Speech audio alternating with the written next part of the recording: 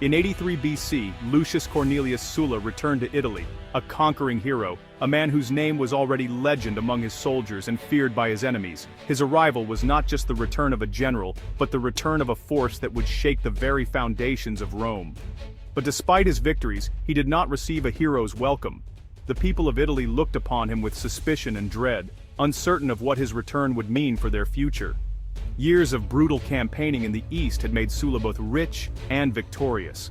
He brought with him not only spoils of war, but hardened veterans who had seen the world and survived its cruelties. Yet Rome itself was a city in chaos, torn apart by political strife and violence. The streets echoed with unrest, and the Senate's authority was a shadow of what it once was. Sulla landed at Brundisium with 5 legions of loyal veterans, men who owed their allegiance to him alone, not to the Senate or the state. Their loyalty was forged in the fires of battle and bound by promises of reward. These soldiers expected not just victory, but the spoils and honors that came with it. Their faith in Sulla was personal, and they would follow him anywhere, even into the heart of civil war. The air was thick with tension. Everyone, from the highest senator to the humblest citizen, knew that another civil war was inevitable. The storm was gathering, and all of Italy braced for conflict. Sulla wasted no time. He sent a letter to the Senate, boasting of his triumphs in the east and condemning those who had usurped power in his absence. His words were both a warning and a declaration of intent. The lines were drawn. Across Italy, armies began to gather, and the Second Great Civil War was about to begin, a conflict that would decide the fate of the Republic. While Sulla was away, his rival Marius and the ambitious Cinna had seized control of Rome, ruling with blood and terror. Their regime was marked by purges, executions, and fear. Sulla's supporters were hunted down, the streets ran red with blood, and the populares held power through violence and intimidation. The city was gripped by fear, and old alliances were shattered. Though Marius himself was now dead, his faction remained strong and determined. The populares, united by their hatred of Sulla, were prepared to do anything to stop his return. Sulla, however, saw himself as Rome's savior. He believed he was fighting not just for power, but to restore the Senate, the old traditions, and the very soul of the Republic. He became the champion of the Optimates, the conservative elite, leading a counter-revolution against the radical changes imposed by his enemies. His cause attracted senators, nobles, and those longing for stability. As Sulla marched north, support grew among those who had suffered under the Marian regime. Peasants, townsfolk, and even former enemies joined his cause, hoping for a return to order and justice. Sulla was more than just a general, he was a political force, a master strategist who understood that victory on the battlefield was only part of the struggle for Rome's future. The fate of the Republic would be decided not in distant lands, but here, on Italian soil. Every step Sulla took brought the nation closer to a final reckoning. The city he returned to was transformed, divided, fearful, and waiting for war. Rome's people watched and waited, uncertain who would emerge victorious. Sulla's march was not just a military campaign, it was a battle for Rome's very soul, a struggle to determine what kind of nation Rome would become. The Republic's future hung in the balance, teetering between hope and despair, as the conqueror returned to claim his destiny.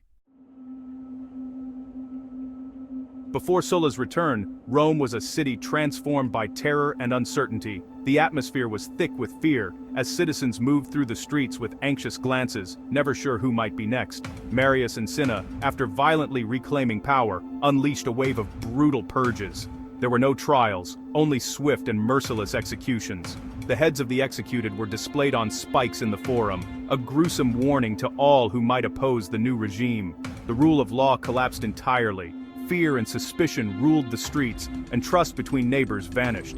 Even after Marius died, Cinna continued the regime's iron grip, holding power without real elections or the consent of the people. Sulla was declared a public enemy, his property seized by the state, and his family forced to flee for their lives, hunted by political enemies. The Marian faction dug in, raising new armies and preparing for Sulla's inevitable return. Knowing that another violent confrontation was coming, Rome was deeply divided, traumatized by violence and bloodshed, with families torn apart and old alliances shattered. The regime still had popular support in some places, but its foundation was always fear, not hope or unity.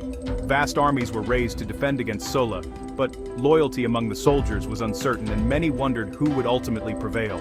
The city waited in tense anticipation, knowing that a monumental clash was coming, one that would decide the fate of Rome itself. This was not just a fight for power, but a desperate struggle for Rome's very future, with every citizen's fate hanging in the balance. The stage was set for civil war and the world held its breath as Rome prepared for the storm to break. In spring 83 BC, Sulla marched north with 40,000 hardened veterans. His army was small but fiercely loyal, forged in the fires of the Mithridatic War. Sulla's promise of land and riches bound them to him. The government in Rome, led by Carbo and young Marius, commanded larger but unreliable forces. Their armies were plagued by desertion and poor morale.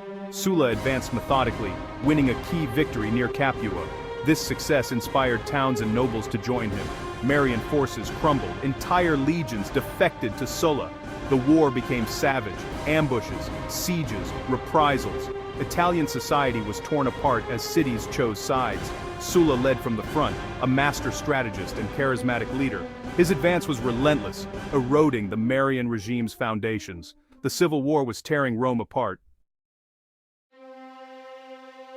Sulla's cause attracted ambitious men, most notably Pompey and Crassus.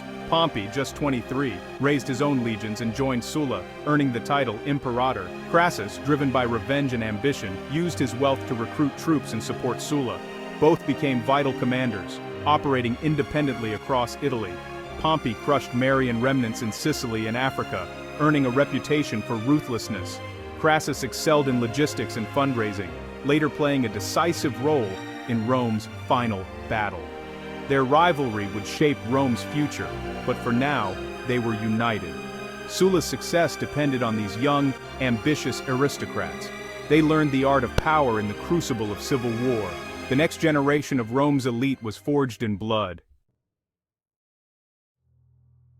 By autumn 82 BC, Sulla cornered the last enemy army outside Rome. The Samnites, ancient foes of Rome, allied with the Marian faction for a final stand at the Colline Gate.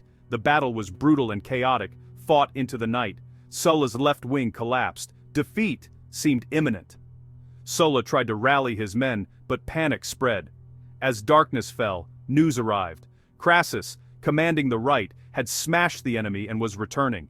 Crassus's fresh troops struck the Samnites' flank, trapping and annihilating them. By morning, the battle was over. Sulla was the undisputed master of Rome. The civil war had ended in blood and ruin. Rome belonged to Sulla. With victory secured, Sulla sought more than restoration. He wanted absolute power. He revived the ancient dictatorship, but with no time limit. The Senate, cowed and packed with his supporters, made him dictator for as long as he wished. Sulla's authority was now legal and unlimited. He could create or abolish laws, execute citizens, and reshape the state. Sulla projected overwhelming power, 24 lictors, the symbol of kings. He addressed Rome, promising order on his terms. All opposition was crushed. His will was law. The Republic was his to command. Rome had never seen such concentrated power in one man. The old order was gone.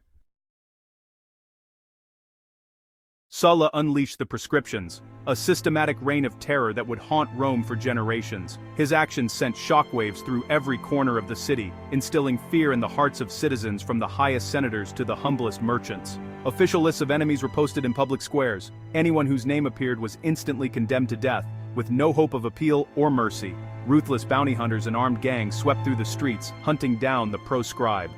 Murder became commonplace, and the city was gripped by chaos as property was seized and auctioned off to Sulla's loyal supporters. Opportunists like Crassus grew immensely wealthy, buying up the confiscated estates of the dead at bargain prices, turning tragedy into personal fortune. Thousands perished in the bloodshed. Even those who were innocent or only suspected of wealth were targeted, as greed and suspicion fueled the violence. The terror was absolute. No one, not even children or the elderly, felt safe.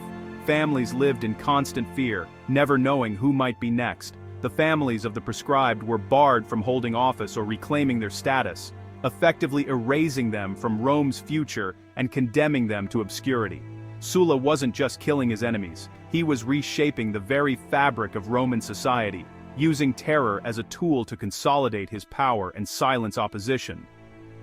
Among those marked for death was a young Julius Caesar, who narrowly escaped execution by refusing Sulla's demand to divorce his wife, showing remarkable courage and defiance. Sulla, recognizing something formidable in Caesar, reluctantly spared him, but ominously warned that Caesar carried many Mariuses within, a prophecy of future turmoil. The message was unmistakable: ambition and defiance would be crushed without hesitation, and Rome would be ruled by fear. Sulla's reign of terror left deep scars that would never fully heal. The city was forever changed, its people traumatized, and its traditions shattered. In the aftermath, the seeds of future conflict and civil war were sown, setting the stage for the next generation of power struggles in Rome.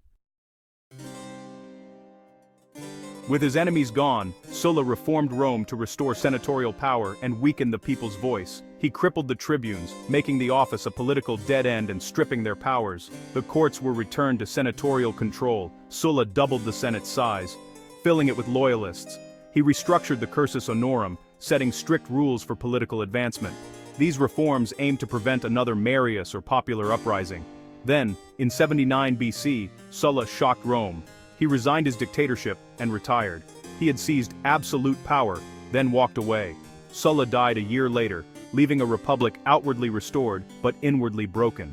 His example showed that one man could take total control and give it up. The blueprint for Rome's destruction was set. The republic would never be the same. Sulla's shadow loomed over Rome's future.